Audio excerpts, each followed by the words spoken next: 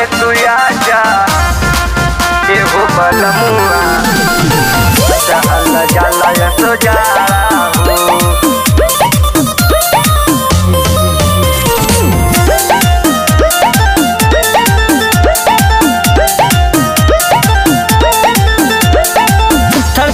कापेला मोरा बदनवा कैया ले आइबा बोला सजनवा। थर कापेला मोरा बदनवा कैया ले आइबा बोला सजनवा। रहल जाला मोए खाड़ा हो घरे तू आजा एहो बलमुआ सहल जाला सो जाला हो।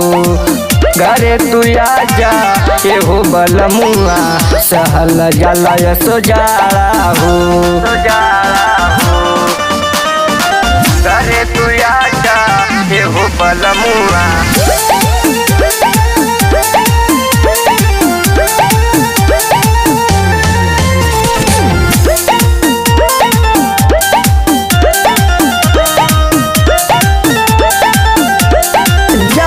बीतेला घूमी करवटिया टिटुरी टिटुरी मोरा कटेला रतिया जागल बीतेला घूमी करवटिया टिटुरी टिटुरी मोरा कटेला रतिया।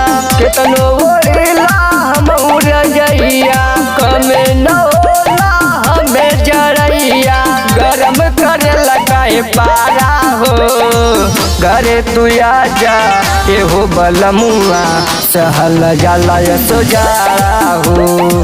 घरे तू आजा एहो बलमुआ सहल जाला सो जाला हो। घरे तू आजा एहो बलमुआ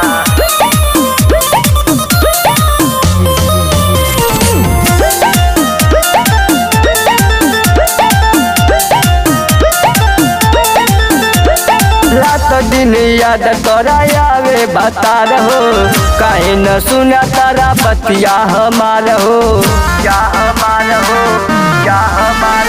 रात दिन याद तोरा आवे बता रहो काहे न सुना तारा बतिया हमार हो। आदरा के गैला बरवा अइबा ना त जाइब नहीं हरमा घूमी के ढोवे रोज बाड़ा हो। सुना जनार्दन एहो बलमुआ सहल जाला सो जाला हो। घरे तू आजा एहो बलमुआ सहल जाला सो जाला हो।